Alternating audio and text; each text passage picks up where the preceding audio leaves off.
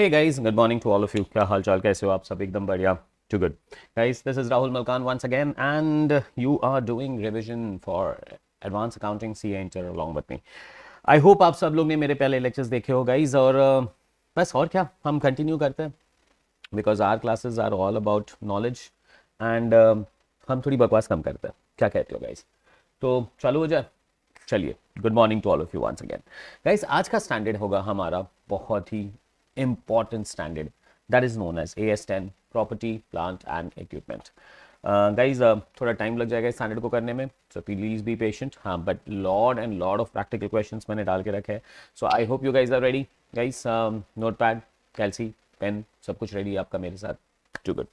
धन्यवाद. So let's start. AS10 property plant and equipment. Sir क्या पढ़ेंगे इस स्टैंडर्ड में? गाइस, पहले हम पढ़ेंगे डेफिनेशंस के बाद हम पढ़ेंगे recognition. When to recognise means property plant and equipment को हम अपने बुक्स में रिकॉर्ड कब करेंगे. मेजरमेंट में दो मेजरमेंट्स पढ़ेंगे हम. फर्स्ट वन होगा इनिशियल मेजरमेंट, सेकंड वन होगा subsequent measurement. Because property plant and equipment stage with us for a long period of time. So initial measurement की वो आ रहा है तो कौन से प्राइस पे रिकॉर्ड करेंगे, और सब्सिक्वेंट वो हमारे पास रहेगा तो कौन से प्राइस पे रिकॉर्ड करेंगे. गाइस, डेप्रिशिएशन सब्जेक्ट असेट है, डेप्रिशिएट होगा. And last one is derecognition. Perfect है गाइज. ये स्टैंडर्ड मेरा पर्सनल फेवरेट है बिकॉज ये basically relates to our life. एक ह्यूमन लाइफ भी ऐसे ही पास होती है. तो रिकग्निशन दुनिया में आगे, measurement, initial measurement, subsequent measurements. Guys, जैसे जैसे आगे जाते जाएंगे तो डेप्रिशिएशन आता जाएगा. And finally D recognition. जाने वाले को कौन रोक सकता है, तो जाना तो है ही. तो बहुत ही बढ़िया स्टैंडर्ड है. So let's start. चलिए, फर्स्ट वन, सबसे पहले क्या पढ़ेंगे सर? सबसे पहले हम पढ़ेंगे definition.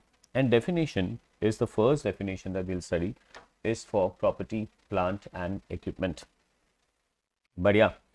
So guys, property, plant and equipment. What do you mean by the word property and the plant and the equipment? So, बचपन से 11th 12th से पढ़ते आ रहे होंगे कि land and building asset, fixed asset, plant and machinery, fixed asset, data, current asset. So, you have been bifurcating it like that. But आज ना अपना थोड़ा मेंटालिटी चेंज करके the way we study change करता है बिकॉज हर एक चीज़ का standard में डेफिनेशन दिया हुआ है. तो आई वुड लव कि we go by the definitions of it. So next time से अपने को कोई पूछे कि भाई क्या आपको क्या लगता है, ये रिमोट असेट है, फिक्स्ड असेट है, प्रॉपर्टी प्लांट एंड इक्विपमेंट है, तो अपना दिमाग डायरेक्टली हाँ या ना अपने विचारों से नहीं बल्कि एक डेफिनेशन से होना चाहिए. So definition of property, plant and equipment right in front of you. What are property, plant and equipment? They are tangible assets and are held for use in production or for supply of goods and services or for rental or for administration purpose and are expected to be used for more than 1 year or more than one period. So guys, we have property, we have plant, we have equipment. So the definition of property, plant and equipment tells me that there are three conditions to be satisfied. 1, 2 and 3. 1 and 2 and 3. 1, guys, they should be tangible. So कोई भी चीज़ property plant and equipment तभी बन सकती है अगर वो tangible हो. Second, guys, they are expected to be used in production or for supply of goods and services or for rental or for administration purpose. ये चारों में से कोई भी एक चीज़ के लिए वो यूज़ होना चाहिए.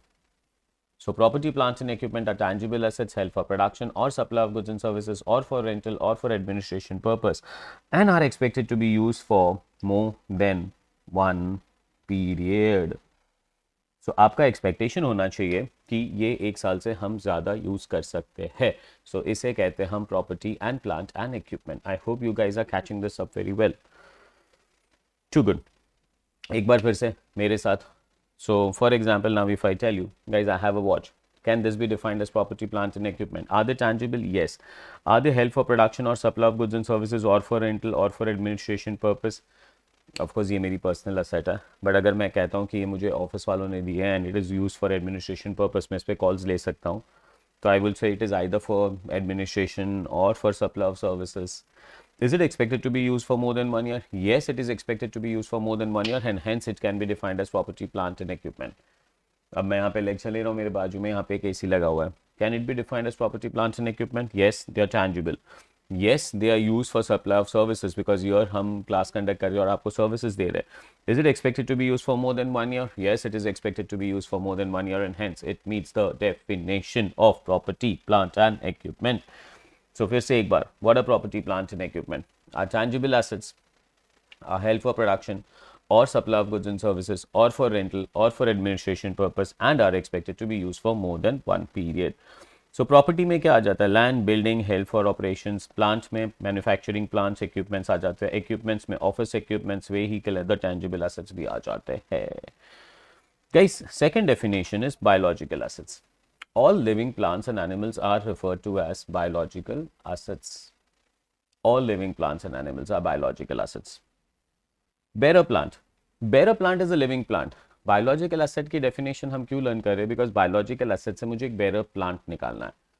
Bearer plant is a biological asset, is a living plant. All living plants and animals are biological assets. Bearer plant is a living plant that is used for production or supply of agricultural produce and is expected to bear produce for more than one period and has a remote likelihood of being sold as agricultural produce except for incidental scrap sale.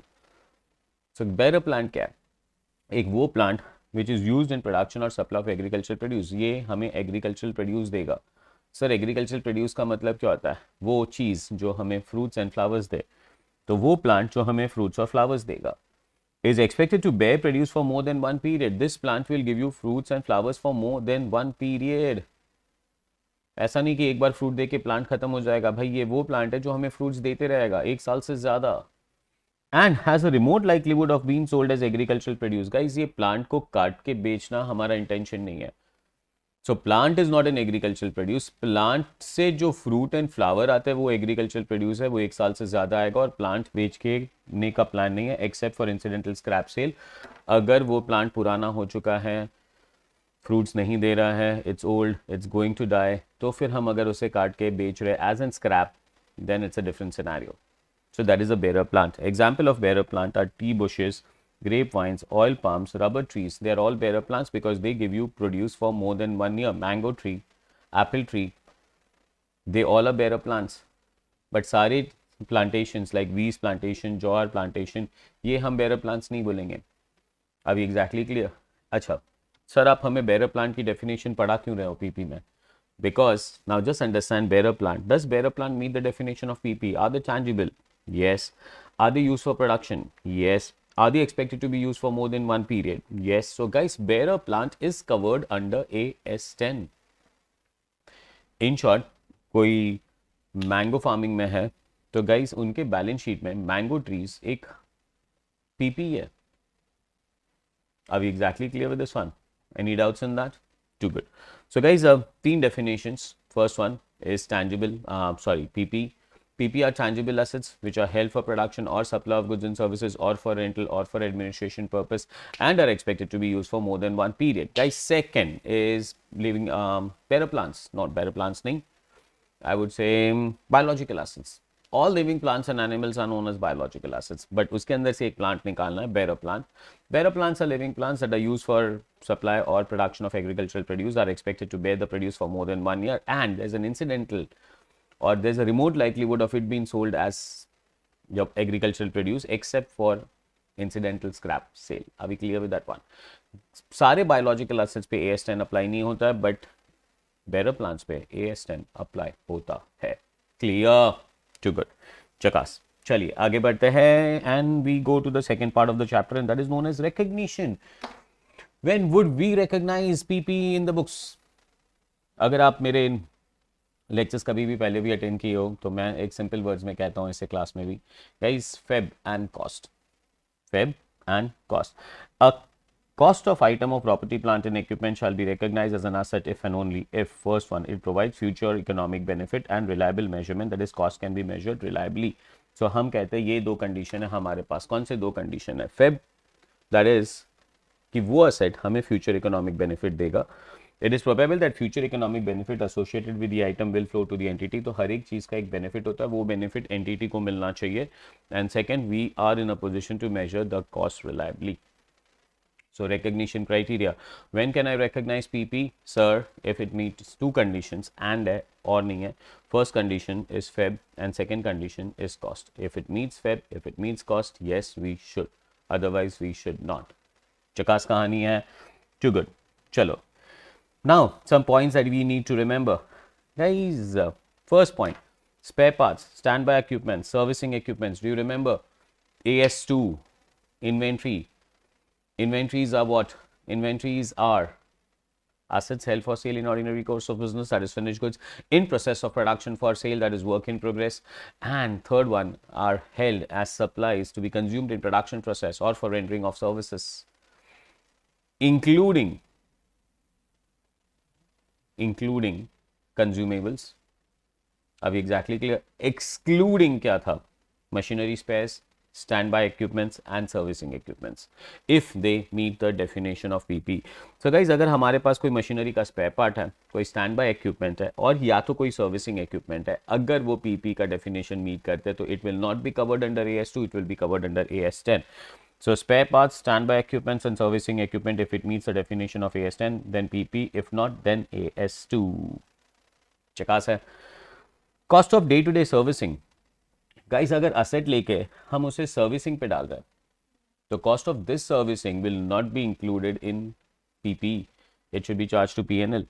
An enterprise does not recognize in its carrying amount an item of PP the cost of day-to-day servicing of the item. Rather, this costs are recognized in statement of profit and loss as incurred. Third one, replacement parts. Guys, अगर machinery का कोई major part replace हो रहा है which is very critical to the machinery, तो guys हम क्या करेंगे? जो कंपोनेंट रिप्लेस हो रहा है उसे डी रिकग्नाइज करेंगे, जो नया कंपोनेंट आ रहा है उसे रिकग्नाइज करेंगे. An enterprise will recognize in the carrying amount an item of PP the cost of replacing part of such an item when that cost is incurred if recognition criteria are met. Note, the carrying amount of that part is replaced is derecognized in accordance with derecognition provision of the standard. So जो part replace हो रहा है वो carrying amount पे derecognize करेंगे. Identify PP component. Determine if spare parts meets the definition of PP. Replacement component. Recognize the cost of the replacement item and derecognize, remove the old item of the replaced part. Are we clear with that one? Concept समझा? So guys, replacement की कहानी बहुत अच्छी है. In fact मैंने एक question भी डाल के रखा है. So replacement क्या है? अब ये मशीनरी है, मशीनरी का ये कंपोनेंट थोड़ा बिगड़ चुका है तो इसे रिप्लेस कर रहे हैं. तो जो पार्ट जा रहा है गाइस इसे कैरिंग अमाउंट पे निकाल दीजिए और उसकी जगह पे जो पार्ट आ रहा है गाइस उसे कॉस्ट पे रिकॉग्नाइज कर दीजिए.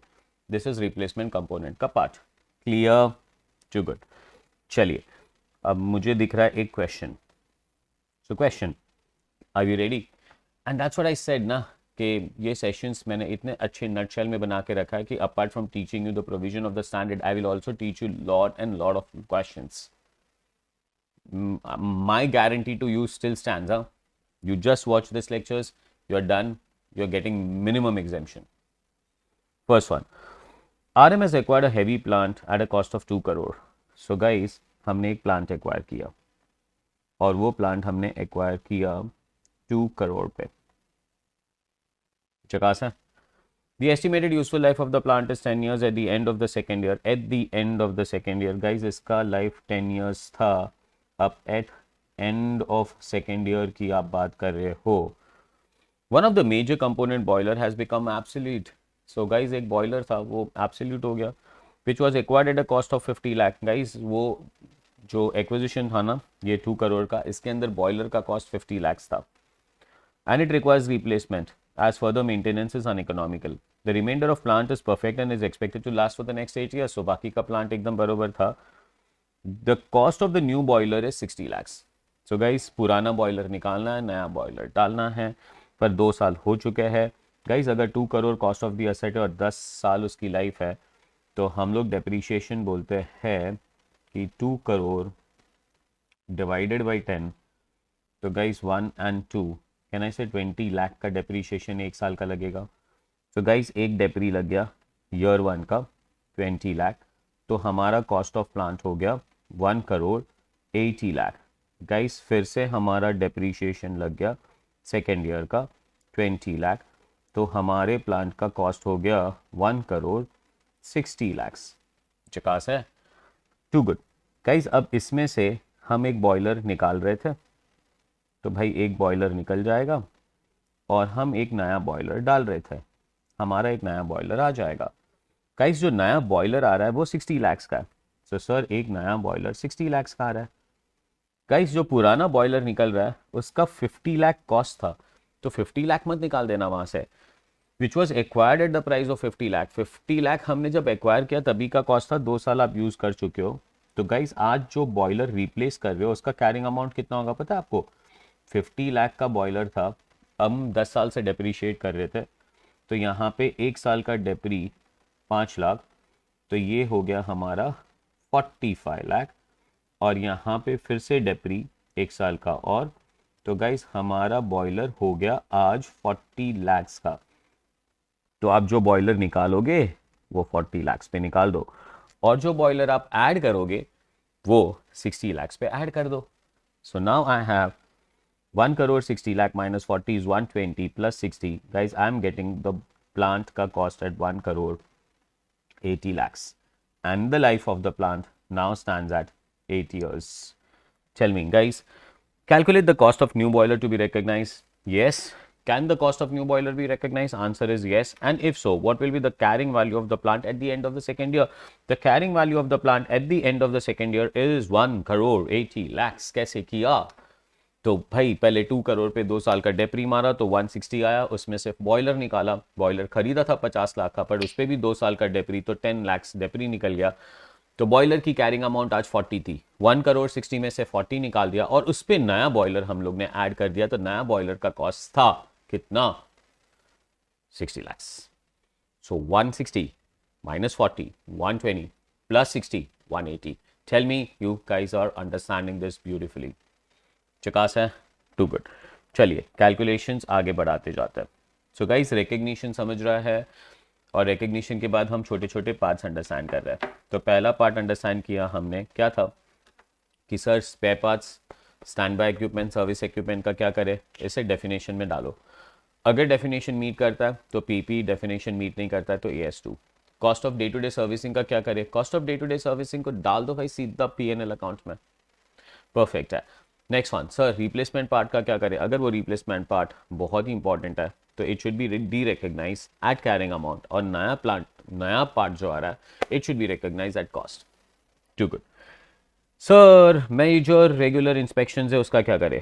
गाइस इंस्पेक्शंस, अब थोड़ी थोड़ी बिजनेसेस ऐसे होते हैं विच रिक्वायर्स मेजर इंस्पेक्शंस। अगर हम ये इंस्पेक्शंस नहीं करें ना तो हमें बिजनेस चलाने की परमिशन ही नहीं मिले। Something like, what would I tell you? Aircraft industry, shipping industry. So aircraft industry requires inspection after every 4 years, 5 years. Major inspection, पूरे का पूरा aircraft, kind of check, recheck होगा, और फिर उसका अगर कोई problem है तो we need to rectify it.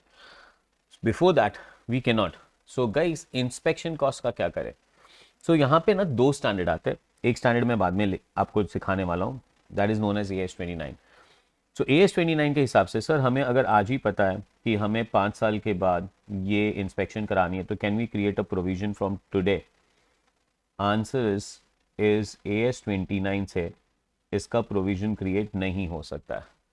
Sir क्यों नहीं हो सकता? इसका बढ़िया सा आंसर तो मैं आपको AS29 में दूंगा, बट आज फिर यहाँ से स्टार्ट कीजिए कि आपको वो प्रोविजन क्रिएट करना अलाउ नहीं कर रहा।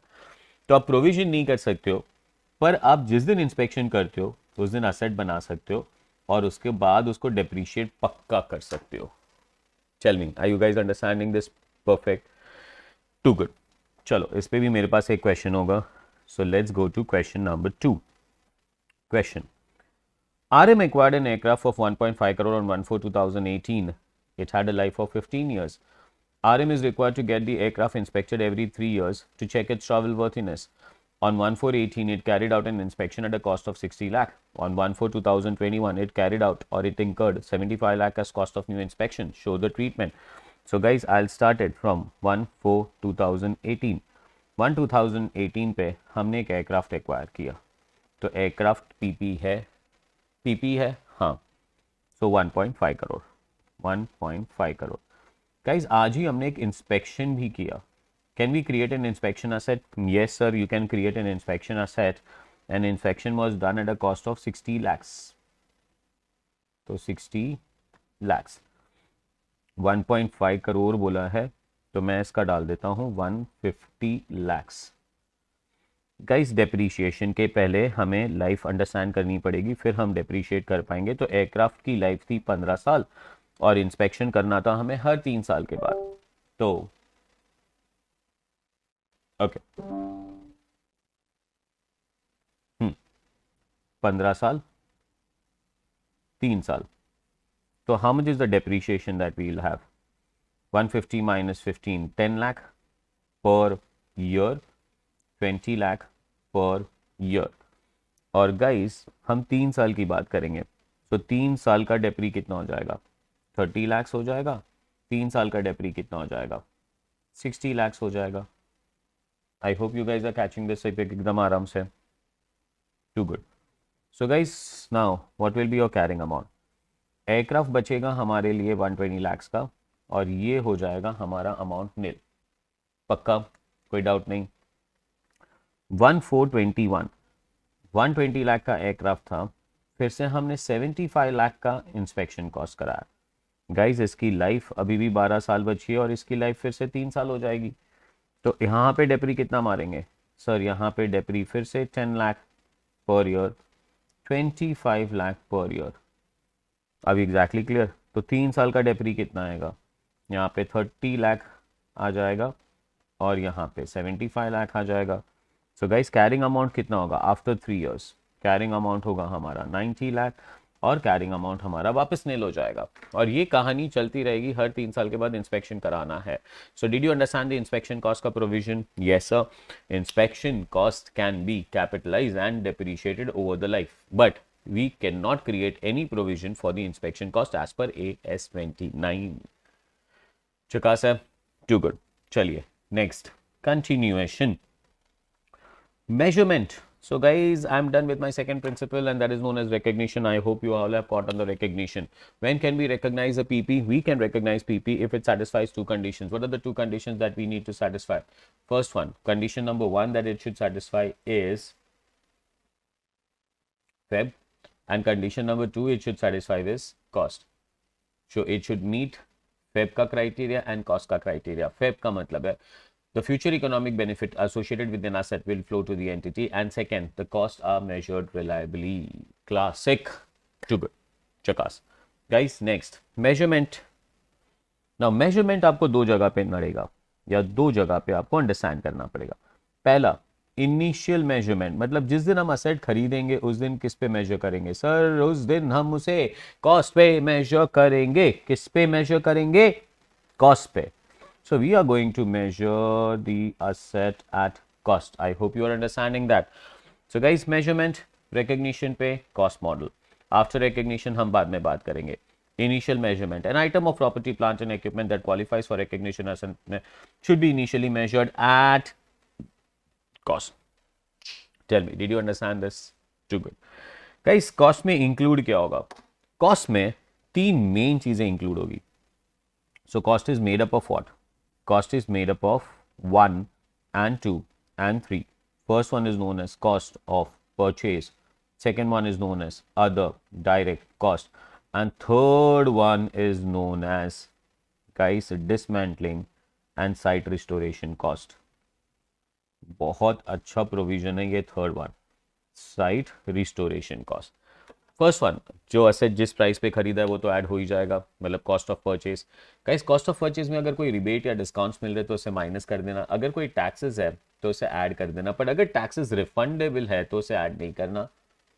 Guys other direct cost, all the expenses which are required to put an asset to use, guys, are direct cost and they should be added to the cost of asset.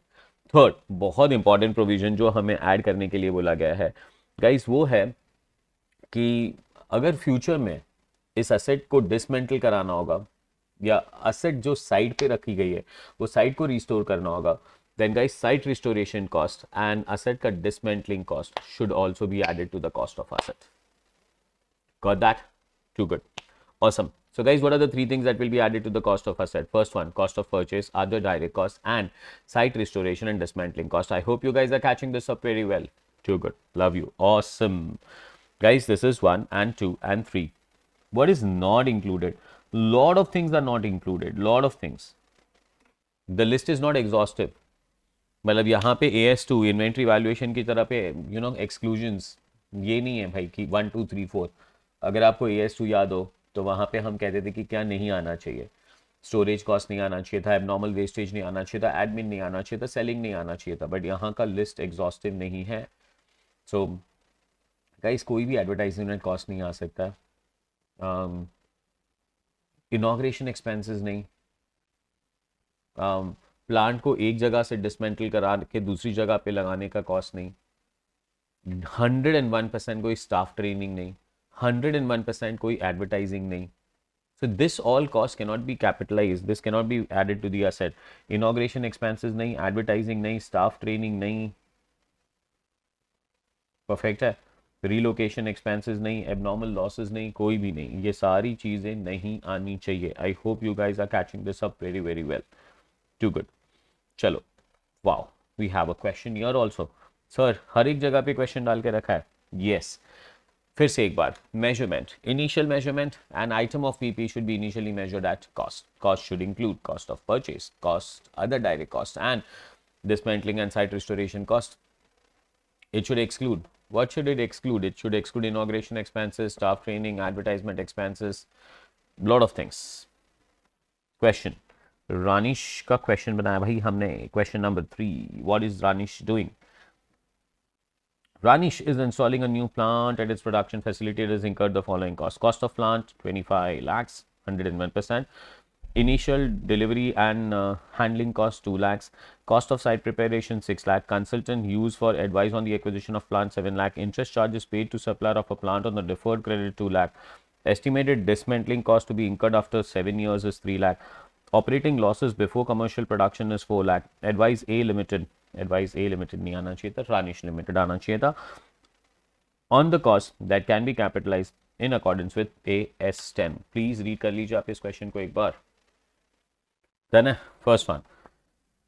25 lakhs आ जाना चाहिए. Yes. So guys, purchase price 25 lakhs तो पक्का आ जाना चाहिए. Do you agree with this one? है ना? Guys, next one. Initial handling cost 2 lakhs. 100% initial handling cost 2 lakhs आ जाएगा. Next one, initial site preparation 6 lakh आ जाएगा. Site preparation 6 lakh पक्का आ जाएगा. Consultant use for the, yes, consultant use नहीं करेंगे तो plant चालू कहाँ से होगा, तो ये 7 lakhs भी आ जाएगा. Guys, interest on deferred credit नहीं. Deferred credit आगे provision हम वापस पढ़ेंगे भी, उसका cost में है कि गाइज अगर हम पेमेंट डिले कर रहे हैं और उसकी वजह से इंटरेस्ट पे करना पड़ रहा है तो ये प्लांट के कॉस्ट में ऐड नहीं होगा. इनफैक्ट ये पीएनएल अकाउंट में एज अ फाइनेंस कॉस्ट जाएगा. That is interest, but it should be charge to PNL, not added to the cost. तो ये 2 lakhs नहीं आएगा. सो गाइज 2 lakh इंटरेस्ट है, ये पीएनएल में चार्ज होगा. Next one, estimated dismantling cost to be incurred after 7 years. yes, dismantling cost तो पक्का आना चाहिए सर. 3 lakh का dismantling cost भी आ जाएगा. and operating losses for the commercial production, no, operating losses नहीं आने चाहिए. operating losses guys PNL में चार्ज होना चाहिए. 25 plus 2 27 plus 6 33 plus 7 40 plus 3 43 lakhs is the cost of the plant that should be capitalized by Ranish.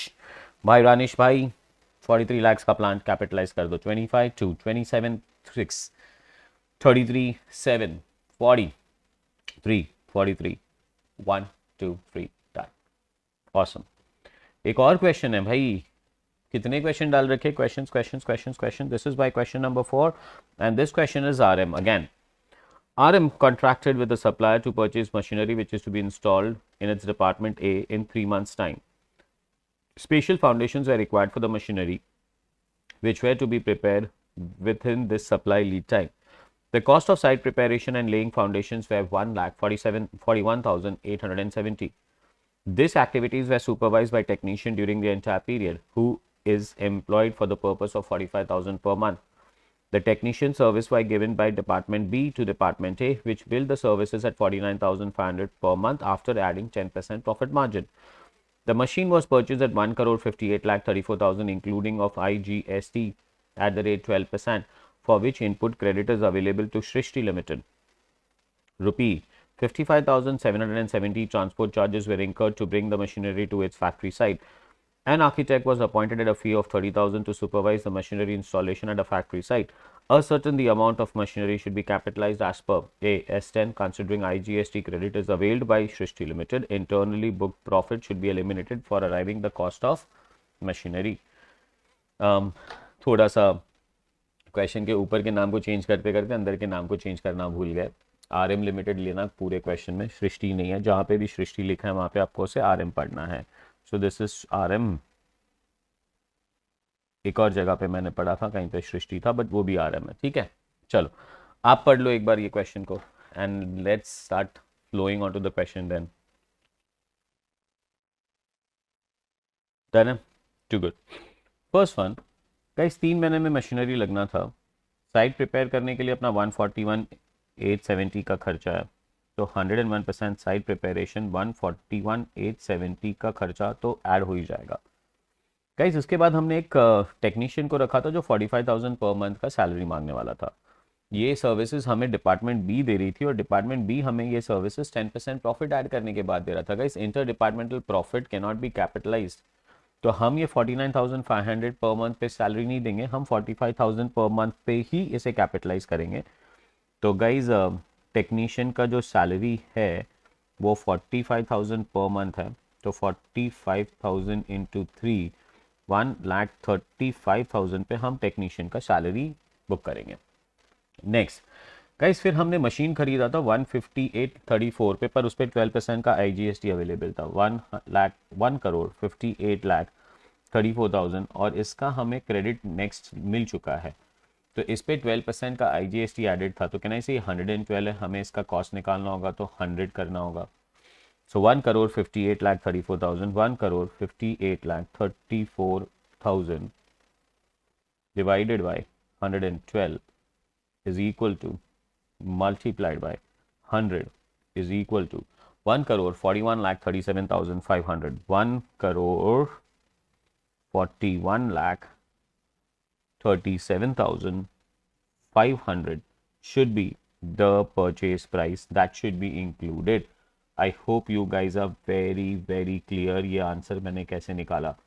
अगर 1,58,34,000 112 है जिसपे 12% IGST included है, तो ये 112 हुआ, तो 100 कितना IGST का क्रेडिट मिल रहा है, तो IGST निकाल देना है हमें. Do you agree with this one? Next one sir, 55,730 transport charges था, ऐड करना है 101% ट्रांसपोर्ट ऐड करना है. ट्रांसपोर्ट ऐड ही नहीं करोगे भाई तो प्लांट इंस्टॉल ही कैसे होगा, है कि नहीं. 55,770 transportation charges were incurred to bring the machinery to the factory site. An architect was appointed with a fee of 30,000 to supervise the machinery installation. हाँ भाई, आर्किटेक्ट का 30,000 का सैलरी भी हम ऐड कर देंगे, और आर्किटेक्ट का सैलरी पर मंथ नहीं बोला है, खाली फी ऑफ 30,000 बोला, तो 30,000 ही कैपिटलाइज करेंगे. Do you agree with this one? And guys in सारी चीज़ों का जो हम टोटल करेंगे तो अपना आंसर आएगा. अभी हम 141,387,500 पे खड़े हैं, 141,870 ऐड कर देता हूँ, plus 141,870 plus 1,35,000 plus 55,770 plus 30,000 is equal to 1,45,140 1,45,140 पे मैं इस प्लांट के कॉस्ट को कैपिटलाइज करूंगा. टेल मी चकास, you guys are understanding this very well. Too good guys, this is the question on cost of the plant. Next एक और question, यार कितने ही क्वेश्चन डाल रखे. Entity, so now the question is on niche. मैंने पूरी फैमिली डाल दी है भाई अपने अंदर, है ना. I love to put all the names that are connected to me. Entity Niche, which operates a major chain of supermarket, has acquired new store location. So guys, supermarket, जैसे कोई supermarket बोले तो मेरे दिमाग में डीमार्ट आ जाता है. ऐसे सोचो कि हम एक नया डीमार्ट ओपन कर रहे हैं. The new location requires significant renovation expenditure. Oh wow. Management expects that the renovation will last for 3 months, during which the supermarket will be closed. Management has prepared the budget for this period, including expenditure relating to construction and remodeling costs, salary to the staff who will be preparing the stores before its opening, and related utility cost. What will be the treatment of this expenditure? भाई निश ma'am जो है ना, वो supermarket चालू करने में 3 खर्चे कर रही है. पहले खर्चे मुझे दिख रहे हैं construction and remodelling. So construction and remodelling. Guys second जो मैडम खर्चे कर रहे हैं वो है salary to staff.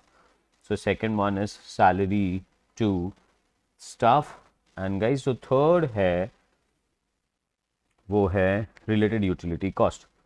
Related utility cost. इन तीनों में से मैं कौन से खर्चों को कैपिटलाइज कर सकता हूँ? Guys, construction and remodeling, yes, I should capitalize this. Salary to staff, no, never. And related utility cost. Related utility cost का मतलब है लाइट बिल, फोन बिल, ये भी कभी कैपिटलाइज नहीं हो सकते. तो ये तीनों में से भाई निश मैडम आप सिर्फ एक कॉस्ट को कैपिटलाइज कर सकते हो, और वो कॉस्ट है cost of construction and remodelling. Are we clear with that one? Too good. चलिए एक और क्वेश्चन. वाह Rahul, I am in love with you. कितने क्वेश्चंस कराएगा तू? First one, an amusement park.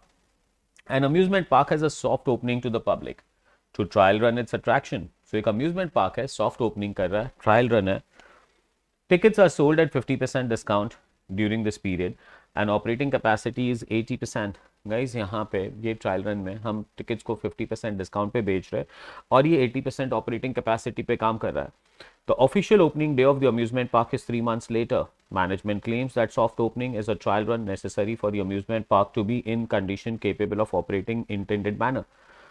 Official opening 3 महीने के बाद है. मैनेजमेंट बोल रहा है ये सॉफ्ट ओपनिंग एक ट्रायल रन है, और ये ट्रायल रन है तो उसको चाहिए कि ये जो ट्रायल रन करने के जो खर्चे होते हैं इसे हम कैपिटलाइज कर दे. Accordingly the net operating cost incurred should be capitalize. Comment, you read it once and tell me भाई मैनेजमेंट राइट है या मैनेजमेंट रॉन्ग है? क्या बोलते हो आप? गाइस मैनेजमेंट एकदम ही रॉन्ग है. मैनेजमेंट एक्चुअली छुपा रहा है. गाइस ट्रायल रन जो होता है ना, एक तो वो 80% कैपेसिटी पे कभी काम नहीं करता है, 50% डिस्काउंट भी कर रहे हो. Guys this is nothing but I would rather say this is like inauguration advertisement expenses. Trial run can not happen at 80% capacity. 80% capacity, वो भी अम्यूजमेंट पार्क. आप सोचो राइड्स है 80% फुल है और हम इसे ट्रायल रन बोल रहे हैं. Trial run is to test whether they are operating well और नॉट. मतलब यहाँ पे हम लोगों को बोलेंगे जाओ भाई बैठो, अगर सब कुछ ठीक हो गया तो जिंदा निकल आओगे, अगर गिर बिर गए तो वापस हम कुछ करेंगे. ऐसा थोड़ी होता है. ये ट्रायल रन नहीं है and this cost can not be capitalized. Guys this should be directly charge to PNL account. Are we exactly clear with that one? Too good. चकास बोलो.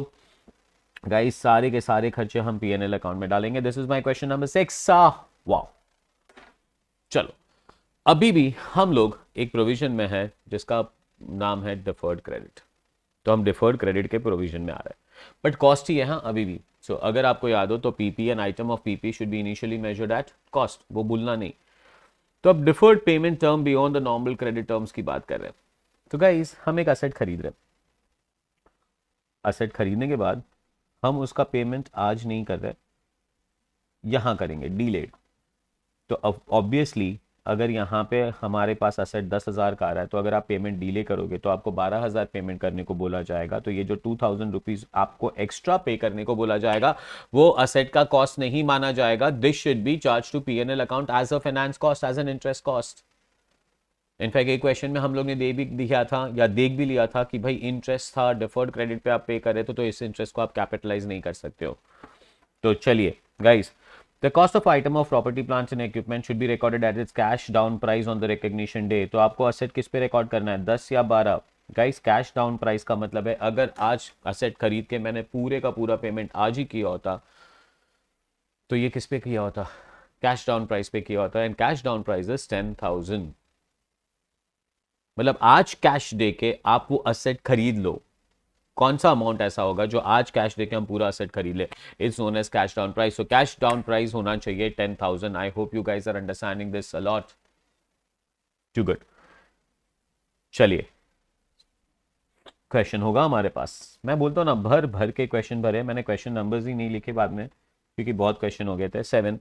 The purchase price of the machinery is 40,000. The company did not have enough cash and therefore agreed to pay an asset to pay a year later. However, they will have to pay 45,000. What shall be the treatment with reference to the above arrangement? भाई asset आज खरीदा होता तो 40 पे मिल रहा होता, but आज हमारे पास पैसा नहीं था. एक साल के बाद आफ्टर 1 ईयर हम पेमेंट करेंगे तो 45,000 की पेमेंट करेंगे. आप मुझे बताइए कि asset को कौन से प्राइस पे रिकॉर्ड करें. As per AS10, if an asset is purchased on deferred credit, asset should be recorded at cash down price today. Asset should be recorded at cash down price today.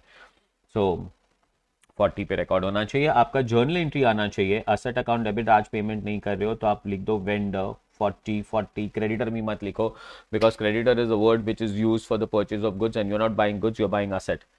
Guys payment तो 45 करनी थी sir. हाँ तो interest charge होगा, interest to vendor 5, और ये interest हम कहाँ डाल देंगे, पीएनएल. असेट 45 का नहीं है, असेट 40 का है, इंटरेस्ट 5 का है. और फिर आप जब पेमेंट करोगे तो एंट्री पास कीजिए vendor account debit to bank and the amount is going to be 45. I hope you guys are understanding this better. So ये डिफर्ड क्रेडिट का प्रोविजन आ गया. नेक्स्ट वन, ये प्रोविजन तो भाई मेरा पर्सनल फेवरेट है, एक्सचेंज ऑफ एसेट. और मुझे एआई से भी थोड़ा प्यार हो रहा है. If you look at the kind of diagrams that have come out with help of AI is so good. अब मैंने उसे खाली कहा कि भाई एक्सचेंज ऑफ एसेट का प्रोविजन बना रहा हूँ, आप मुझे सब बाजू में डायग्राम बना के दो. उसने क्या ही लवली डायग्राम बना के दिया. So guys what is exchange of asset. Exchange of asset का प्रोविजन कहता है कि सर अगर हम दूसरे बंदे से एक असेट ले रहे हैं और हम उस बंदे को एक्सचेंज में पेमेंट नहीं देके एक असेट दे रहे हैं, तो ये जो असेट आ रहा है ये कौन से प्राइस पे आना चाहिए. और हम यहाँ पे कौन से असेट की बात कर रहे हैं, जो असेट आ रहा है. And I am talking from this point of view. So for example this is me एल Rahul and this is she as Nisha. तो गाइस राहुल ने नीशा से एक असेट खरीदा और राहुल ने नीशा को एक असेट दिया. तो हम कौन से पॉइंट ऑफ व्यू से बात करेंगे, राहुल के पॉइंट ऑफ व्यू से बात करेंगे. और हम क्या बात करेंगे कि जो असेट आ रहा है वो कौन से प्राइस पे आएगा. So I am not talking about the asset which is going to be derecognized, I am going to talk about the asset which is going to be recognized. अब exactly clear with this one. So asset recognition की बात हो रही है. Can I When an asset is acquired in exchange of another asset, the cost of asset acquired is measured at the fair value of asset acquired or asset given up, whichever is more reliable. तो guys ये asset कौन से price पे record होना चाहिए. ये asset जो asset आ रहा है उसके फेयर वैल्यू पे, या जो asset जा रहा है उसके फेयर वैल्यू पे रिकॉग्नाइज होना चाहिए. This value should be the fair value of asset coming in or fair value of asset going out. And sir, what if both the fair values are not available? Then it should be at the carrying amount of an asset going out. और please mind clear करो, मेरी बात एक बार वापस सुन लो. किसकी बात कर रहा हूं मैं, जो असेट आ रहा है उसकी बात कर रहा हूं या जो असेट जा रहा है उसकी बात कर रहा हूं. मैं बात कर रहा हूं जो असेट आ रहा है. जो असेट आ रहा है उसकी बातें चल रही है. तो जो असेट आ रहा है उसको कौन से प्राइस पे रिकॉर्ड करें. गाइस जो असेट आ रहा है I should record it at fair value of asset coming इन. जो असेट आ रहा है उसकी फेयर वैल्यू पे, या तो जो असेट जा रहा है उसकी फेयर वैल्यू पे. और अगर दोनों ही फेयर वैल्यू अवेलेबल नहीं हो तो जो असेट जा रहा है उसके कैरिंग अमाउंट पे जो असेट आ रहा है उसको रिकॉग्नाइज करेंगे. झकास है, एकदम clear, too good, fantastic. Sir जो असेट जा रहा है उसका क्या करेंगे. जो असेट जा रहा है उसे क्रेडिट करेंगे, डी रिकॉग्नाइज करेंगे. And D recognition principle tells me कि कोई भी असेट अगर डी रिकॉग्नाइज हो रहा है तो वो कैरिंग अमाउंट पे ही हो सकता है. तो प्रोविजन जो असेट जा रहा है उसके बारे में बात ही नहीं कर रहा है, बिकॉज जो जा रहा है जाने वाले को कौन रोक सकता है. उसको जाने दो, कौन से अमाउंट पे जाने दो, कैरिंग अमाउंट पे जाने दो. क्या ही लेके जाएगा वो इस दुनिया से. परफेक्ट है. मजा है जो दुनिया में आ रहा है वो कौन से वैल्यू पे रिकॉर्ड होगा. Fair value of asset coming in और fair value of asset going out, whichever is more reliable. इसमें भी अगर आपको ना दिया गया हो क्वेश्चन में कि दोनों फेयर वैल्यू दे दो और ये नहीं बताया कि कौन सा फेयर वैल्यू ज्यादा रिलायबल है, तो जो असेट जा रहा है उसके फेयर वैल्यू को हम ज्यादा रिलायबल मानेंगे, है ना. एंड अगर फेयर वैल्यू अवेलेबल नहीं हो तो carrying amount of asset going out. Clear, too good.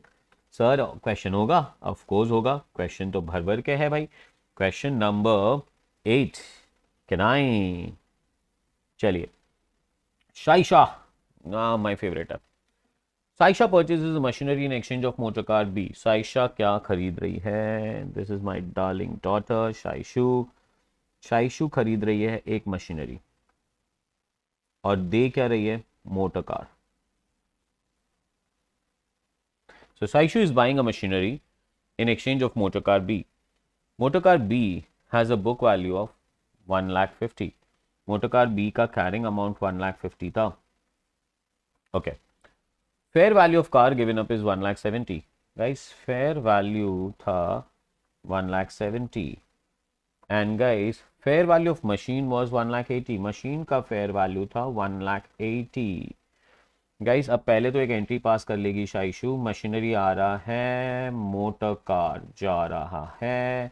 Motor car जाएगा कितने में? 150। जाने वाले के लिए प्रोविजन नहीं बनाया गया है।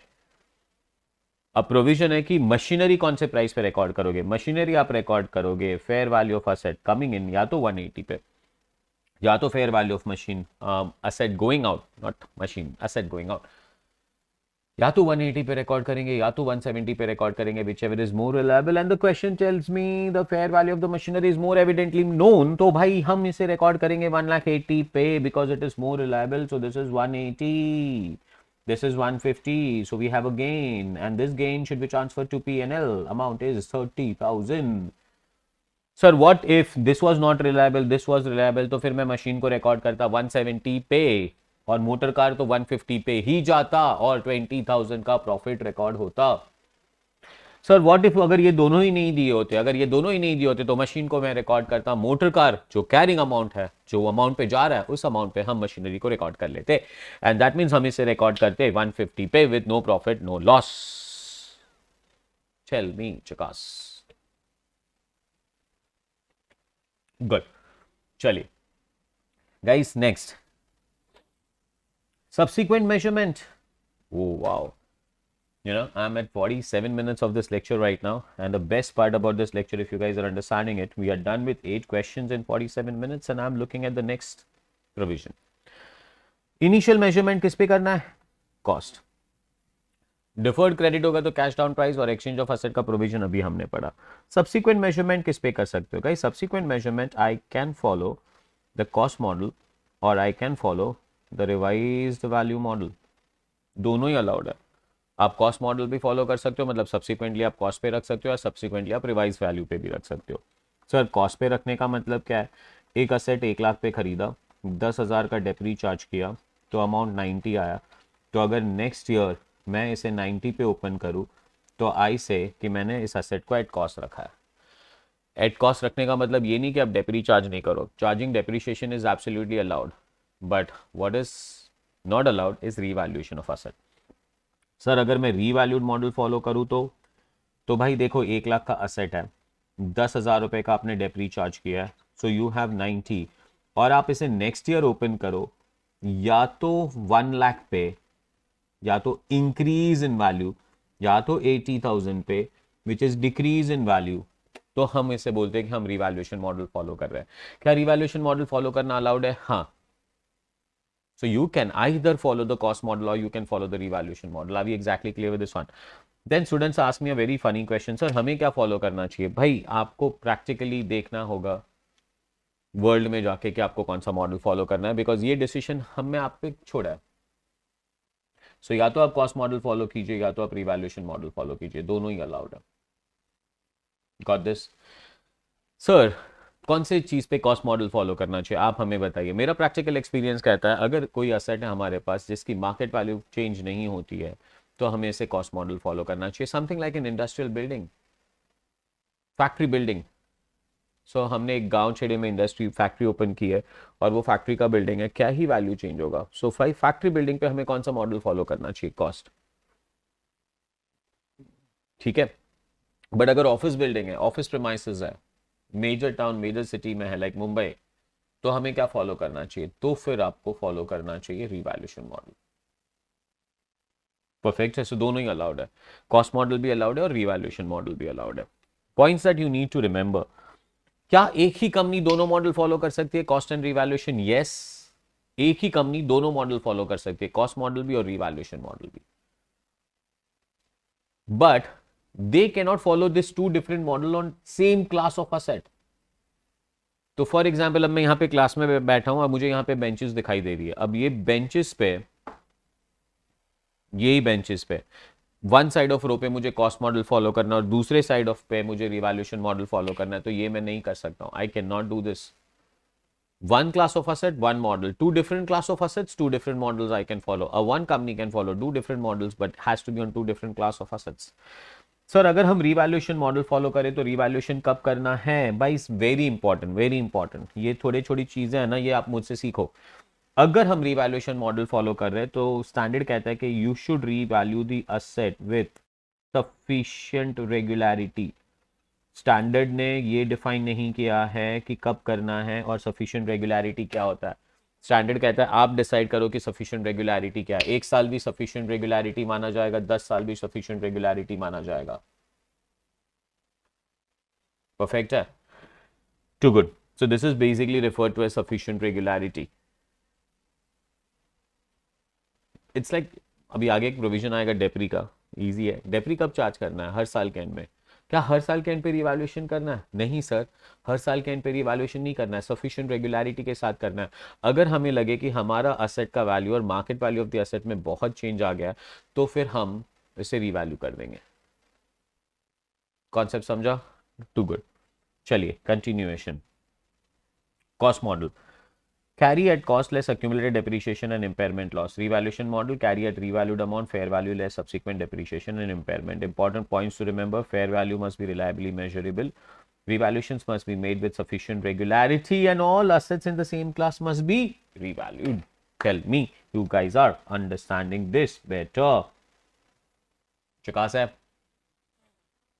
चलो और एक question guys, question number 9.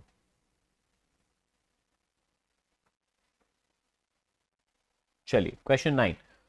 Entity Ranish is a large manufacturing group. It owns number of industrial buildings such as factory and warehouses and office buildings in several capital cities.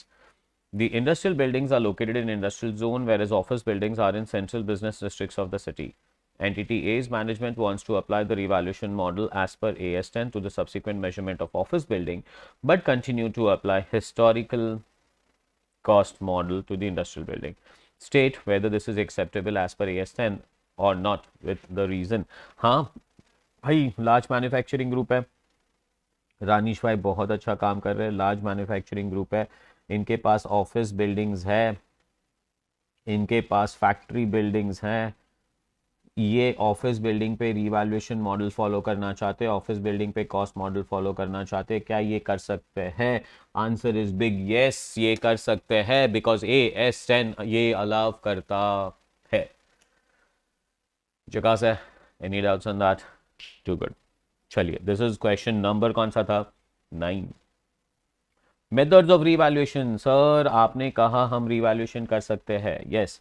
तो हम रीवैल्यूएशन अगर करते हैं तो कौन से मेथड्स फॉलो करने चाहिए हमें रीवैल्यूएशन के? गाइस हमें फॉलो करने चाहिए कौन से method? First, we can adjust the gross value of the asset और we can adjust the net value of the asset. Gross value में आप gross value of the asset change कर देंगे, अलॉन्ग विद दैट आप accumulated depreciation account भी change कर देंगे. Net value में आप एक्यूमुलेटेड डेप्रिसिएशन को हाथ ही नहीं लगाएंगे, सीधा नेट वैल्यू को बदलेंगे आप, और एक्यूमुलेटेड डेप्रिसिएशन को आपको हटा देना पड़ेगा. सो बुक में ये दो मेथड के नाम नहीं दिए गए, ये मेरे इन्वेंटेड नाम है. So I have got 2 names. First one you adjust the gross और second one you adjust the net. इसका एक क्वेश्चन करा के मैं दिखाता हूं ना आपको. Question is RM. Sir family use कर रहे हो आप तो? हाँ भाई क्या करें. और ये है हमारा question number 10. Double digit numbers. वो first, RM Limited has an item of plant with an initial cost of 1 lakh. At the date of revaluation, accumulated depreciation is 55,000. Guys, एक प्लांट था मेरे पास, 1 लाख का प्लांट था और accumulated depreciation 55,000 का था. तो आज उसका नेट वैल्यू 45,000 का हुआ. This is gross block, this is accumulated depreciation, this is net block. Do you understand that? Next one. The fair value of the plant by the reference to the transaction in the similar asset is assessed to be 65,000. Guys, उस दिन का fair value 65,000 था. आपको इसे revalue करना है, entries pass करनी है। अल्टरनेटिव नंबर 1 क्या कहते हैं? Alternative number 1, adjust the gross value को हम एडजस्ट कर देता है। तो हम क्या करेंगे पता है सर? देखो ये 1 लाख था, ये 55 था, ये 45 था। आपको 45 को उठा के 65 करना है ना। तो अगर 45 60 है तो 1 लाख कितना होगा? अगर 45 65 है तो accumulated डेप्री कितना होगा? Cross multiply 1 lakh into 65,000 divide by 45,000। Oh wow, clear. 1 lakh 1 lakh into 65,000 divided by 45,000।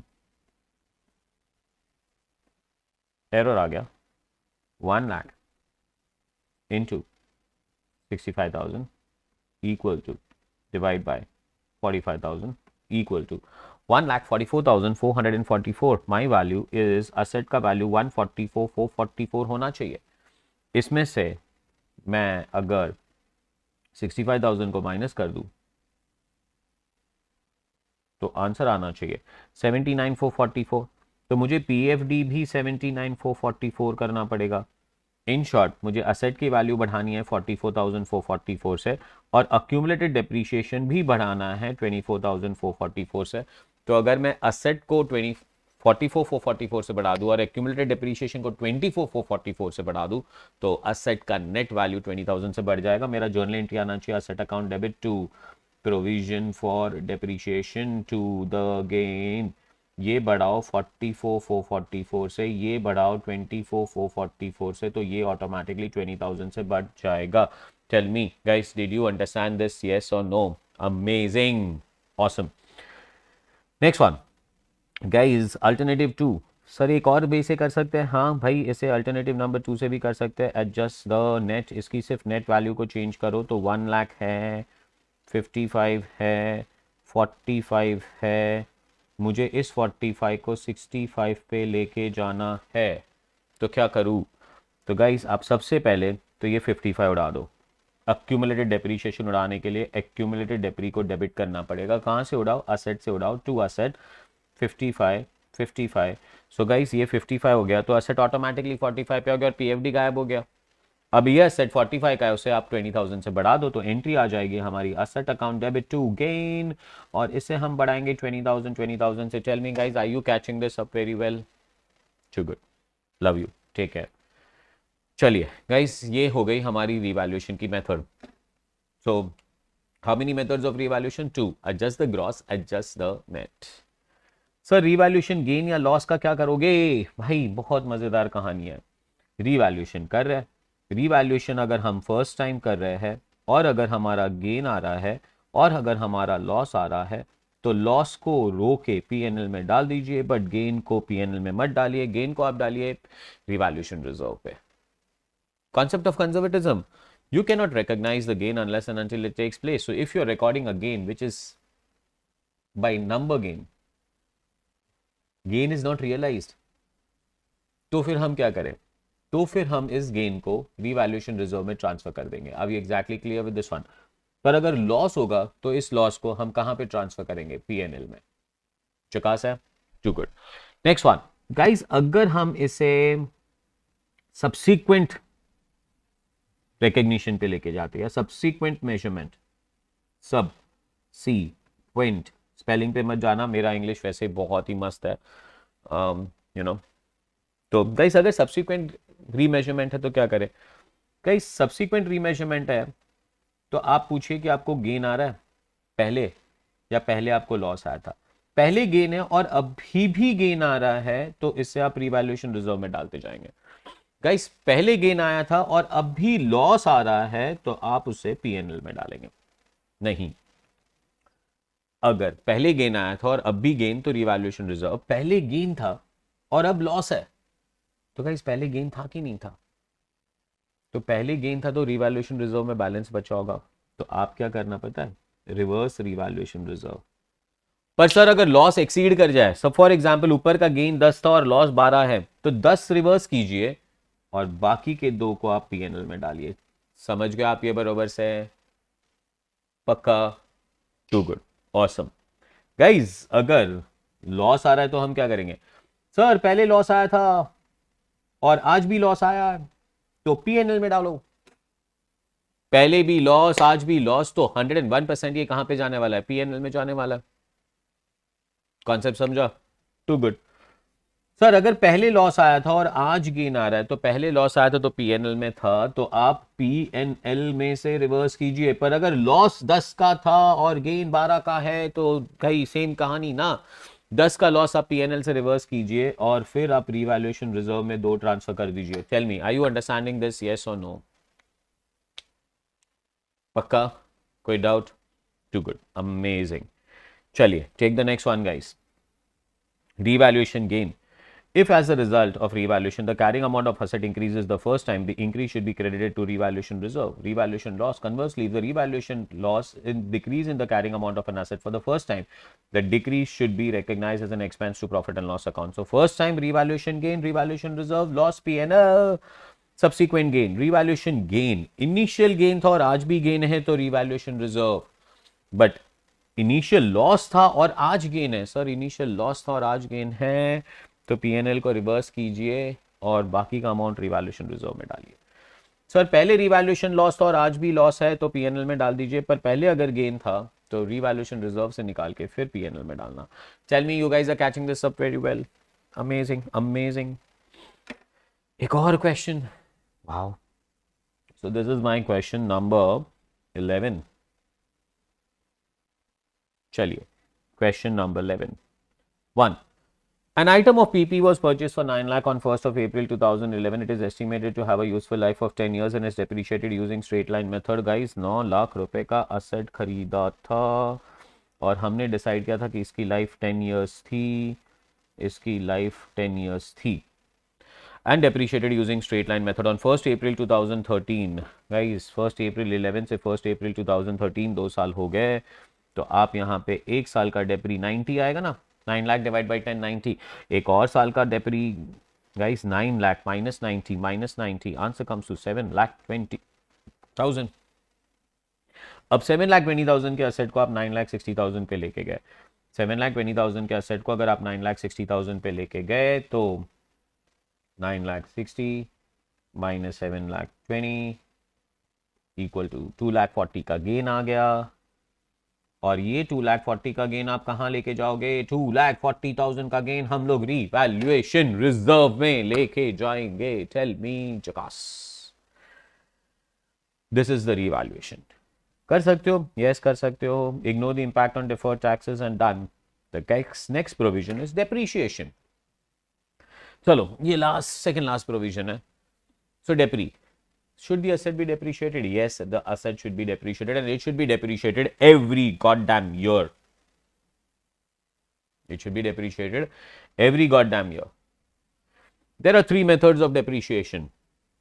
First method of depreciation is SLM, the second method of depreciation is WDV, and the third method of depreciation is unit of production method. Of course आपने foundation में सुना होगा बहुत सारे methods of depreciation है, but there are not बहुत सारे methods of depreciation. There are only 3 methods of depreciation. One is SLM, second one is WDV and third one is unit of production method. SLM asset, SLM number of years के हिसाब से depreciate होगा। WDV is reducing balance method, हम carrying amount पे डेप्री charge करते रहेंगे। Unit of production method वो असेट्स पे जहाँ पे प्रोडक्शन यूनिट्स इंपॉर्टेंट हो। अब फॉर एग्जाम्पल मेरे पास यहाँ पे प्रोजेक्टर है, सो प्रोजेक्टर में लैम्प का लाइफ बहुत इंपॉर्टेंट होता है। लैम्प का life is not in terms of years, it is in terms of hours that we utilise that lamp. So accordingly हम इसे डेप्रीशिएट करेंगे। परफेक्ट है, टू गुड।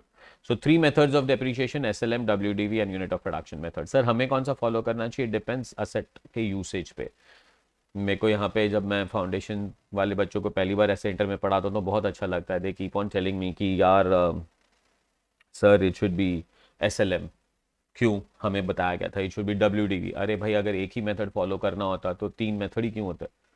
तो आप डिसाइड करेंगे कि कौन सा मेथड फॉलो करना है, डिपेंड्स अपॉन द यूसेज। अगर हमें लगता है कि असेट हमें इक्वल यूटिलिटी एवरी ईयर देता रहेगा तो एसएलएम। अगर हमें लग रहा है कि asset equal utility every year नहीं देगा तो रिड्यूसिंग बैलेंस। एंड फाइनली अगर हमें लग रहा है कि लाइफ आवर्स पे है, यूनिट्स पे है, तो unit of production method. Clear? Too good. One more very important point: change in method of depreciation is not a change in accounting policy, it is a change in accounting estimate. And any change, any impact of the change should be measured retrospectively, or should be impacted retrospectively, nahi, should be impacted prospectively. Clear? अगर आपको मेरा AS1 याद हो, disclosure of accounting policies, वहां पे भी हमने कहा था गाइज, एक होता है पॉलिसी और एक होता है एस्टिमेशन. अगर आप पॉलिसी चेंज करते हो तो रेट्रोस्पेक्टिव इफेक्ट, पर अगर आप एस्टिमेशन चेंज करते हो तो प्रोस्पेक्टिव. परफेक्ट है.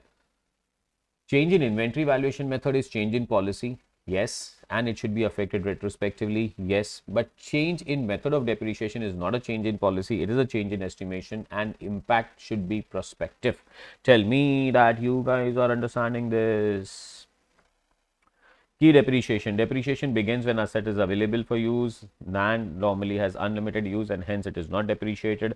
Each item of PP with significant cost should be depreciated separately. Component approach use कर सकते हैं अगर हर एक component की life हमें अलग पता है.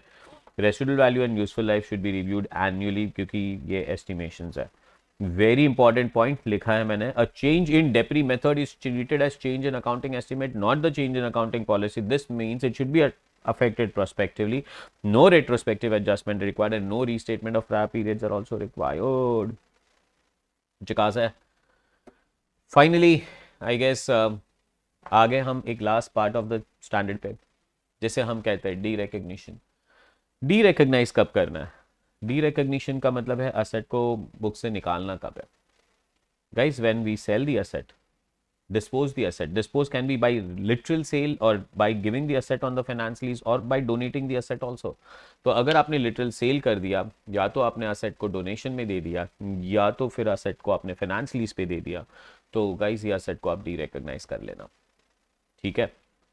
Second, guys, when no future economic benefit is expected, अगर हमने असेट सेल नहीं किया बट इस असेट से अगर हमें फ्यूचर इकोनॉमिक बेनिफिट भी नहीं मिल रहा तो भी इस असेट को हम डी-रिकॉग्नाइज कर देंगे. So guys, when can we derecognize the asset? We can derecognize the asset और we should derecognize the asset on sale और when no FEB is available. Recognition का प्रिंसिपल था when FEB is available. Derecognition का principle है when FEB is not available. Gain और loss on derecognition, sir loss या gain हो सकता है, 101% हो सकता है भाई, क्यों नहीं हो सकता है? बिकॉज असेट को कौन से अमाउंट पे डी-रिकॉग्नाइज करना है? असेट को आप डी-रिकॉग्नाइज करेंगे कैरिंग अमाउंट पे. अगर आपने इसे खाली स्क्रैप कर दिया तो लॉस आएगा, पूरे का पूरा लॉस पीएनएल में जाएगा. अगर आप बेच रहे हो, if the selling price is more than the carrying amount of an asset, we have a gain. And if the selling price of an asset is less than the carrying amount of an asset, we have a loss. Guys, gain or loss on the de-recognition should be transferred to P&L. Perfect. Too good. 1. The gain or loss arising from the de-recognition of the PP shall be included in profit and loss account when the amount is de-recognized, not classified as revenue. Gain or loss, net disposal proceeds less the carrying amount. चकास वाला काम हो गया. Too good. I can see I have completed the entire PP in 1 hour and 8 minutes, guys. I hope you are watching this lectures along with me. Please stay with me. Please comment. Please like. Please share. I love you all, guys. Thank you, Chakas.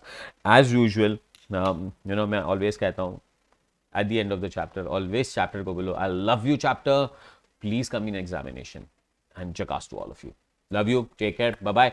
See you for the next lecture very soon. Take care. Bye.